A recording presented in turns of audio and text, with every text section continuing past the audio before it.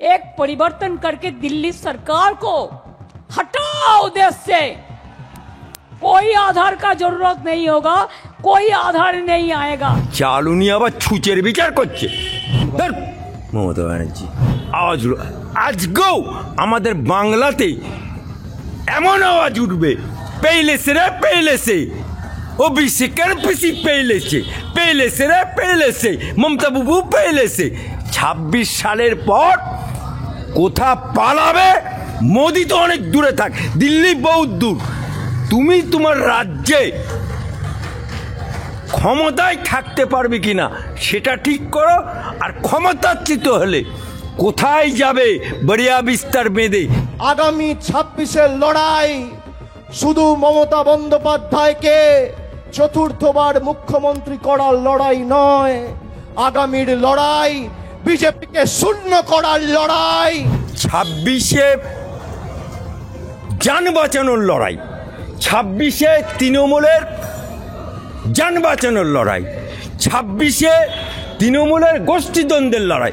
আগামী দিন তৃণমূল কংগ্রেস দিল্লি যাবে এবং এসআইআর এর প্রতিবাদে বাংলার ক্ষমতা কি সারা ভারতবর্ষকে দেখাবে। এ বলেছিল না, আমার বিরুদ্ধে যদি কেউ এতটুকু অভিযোগ করতে পারে, ইডি সিবিআইকে লাগবে না, আমি নিজে নিজে ফাঁসির মঞ্চে ঝুললেও।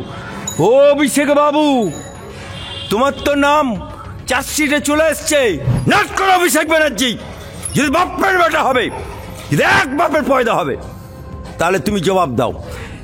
তুমি নির্বাচন কমিশনের কাছে কি বলেছিলে? যে আমি এফিডেভিট করে দিয়েছিলে আমি ঘর ভাড়া দিয়ে খাই। তাহলে লিফট অ্যান্ড বাউন্স কোম্পানিটা কার? তাহলে ওই কালীঘাটের ৫তলা বাড়িটা যেখানে লিফট চলে, যেখানে ঝাড়বাতি চলে, সেই বাড়িটা কার? মোদিকে যদি কেন্দ্র থেকে হাটিয়ে দেওয়া যায়, আধার কার্ড দেখানোর কোনো দরকারই হবে না। কে বলছে? মমতা বন্দ্যোপাধ্যায়। মমতা ব্যানার্জি।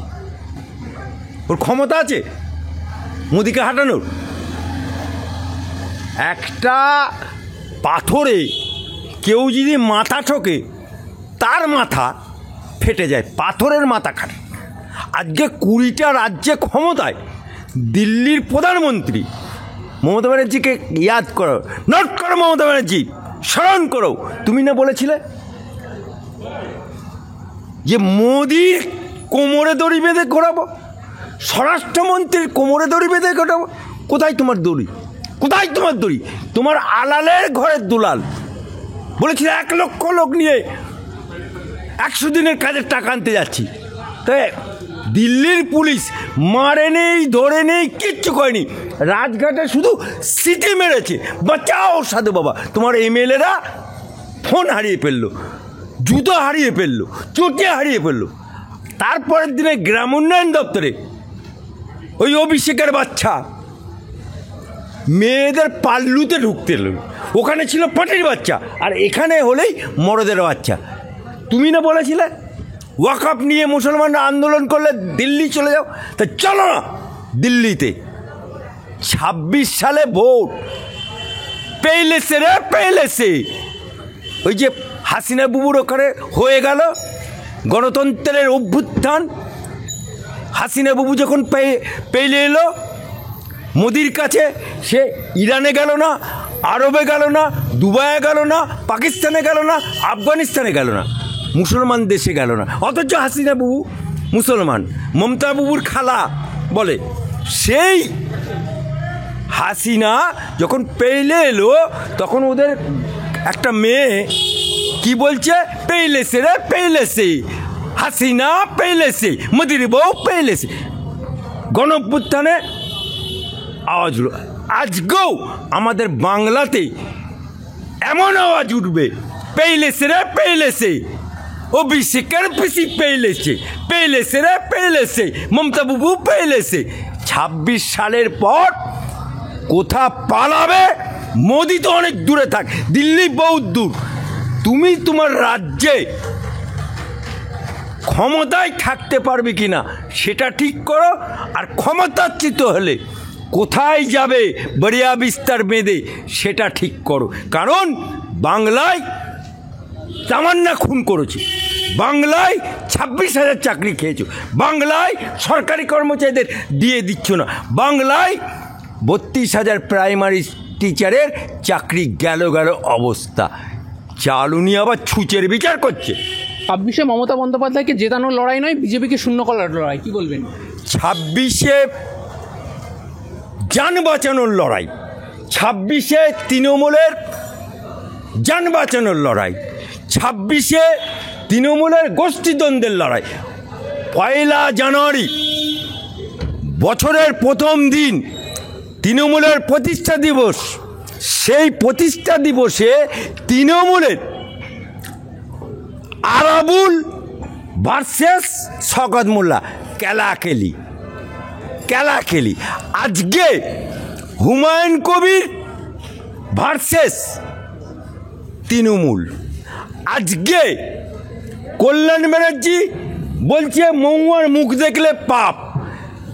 তাই 26 সালে মমতার বিসর্জন হবে, তাই ঢাকির পুজো হয়ে গেল, মা দুর্গার বিসর্জন হয়ে গেল। এরপরে 26 সালে এই ঢেমন মুখ্যমন্ত্রী, 26,000 চাকরি খেকো মুখ্যমন্ত্রী, সরকারি কর্মচারীদের দিয়ে লুট করার মুখ্যমন্ত্রী এবং তামান্না হত্যাকারীর মুখ্যমন্ত্রী এবং অভয়া হত্যাকাণ্ডের মুখ্যমন্ত্রী ইঞ্চিতে বাংলার মানুষ নিয়ে নেবে। কারণ ও বেঁচে আছে, মুখ্যমন্ত্রীর চেয়ারে বসে আছে শুধুমাত্র মুসলমানদের ভোটে। 21 সালের আঁকড়া দেখুন, 5 to 7% হিন্দু ভোট পেয়েছে, বাকি সব মুসলমানদের ভোট। কিন্তু সেই মুসলমানদের ভোটে জিতে আজকে মুসলমানদেরকে ওয়াকফ নিয়ে আন্দোলন করতে গেলে বলছে দিল্লি যাও। আজকে এসআরে অলরেডি 25% অনুপ্রবেশকারী बचाओ साधो बोले पहले से बांग्लादेश पहले से ममता बुबुर भोट पहले से এই জন্যই মমতা বুবু, মমতা খালা, অভিষেক ব্যানার্জি এখন হাত ধরাধরি করে হাঁটছে, অর্থাৎ উঠ পাহাড় সে নিচে নামা। স্যার, অভিষেক বন্দ্যোপাধ্যায় দিল্লি যাওয়ার ডাক দিয়েছেন, বলেছেন বাংলার ক্ষমতা দিল্লিকে দেখাবো। কেন বাংলার ক্ষমতা বাংলায় দেখাক না? আমি অভিষেক ব্যানার্জিকে বলতে চাই, নাট করো অভিষেক ব্যানার্জি, যদি বাপের বেটা হবে, যদি এক বাপের পয়দা হবে, তাহলে তুমি জবাব দাও। তুমি নির্বাচন কমিশনের কাছে কি বলেছিলে? যে আমি এফিডেভিট করে দিয়েছিলে আমি ঘর ভাড়া দিয়ে খাই। তাহলে লিফট অ্যান্ড বাউন্স কোম্পানিটা কার? তাহলে ওই কালীঘাটের 5তলা বাড়িটা যেখানে লিফট চলে, যেখানে ঝাড়বাতি চলে, সেই বাড়িটা কার? তোমার একটা কাকু ছিল না যে বলতো আমার বসকে কেউ ছুতে পারবে না, আমার বসকে কেউ ছুতে পারবে না? সেই কাকুর চার্জশিটে তোমার নাম চলে এসছে।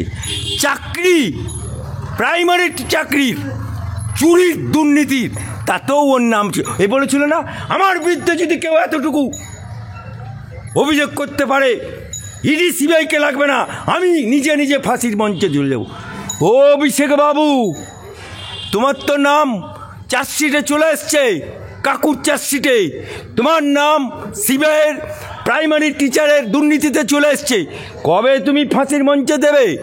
হ্যাঁ, বরাং করছো। অর্থাৎ তত যদি সতীর বাচ্চা হবে তাহলে ফাঁসির দড়ি কোথায়? এসো, হাইকোর্টে তোমার জন্য ফাঁসির দড়ি তৈরি আছে।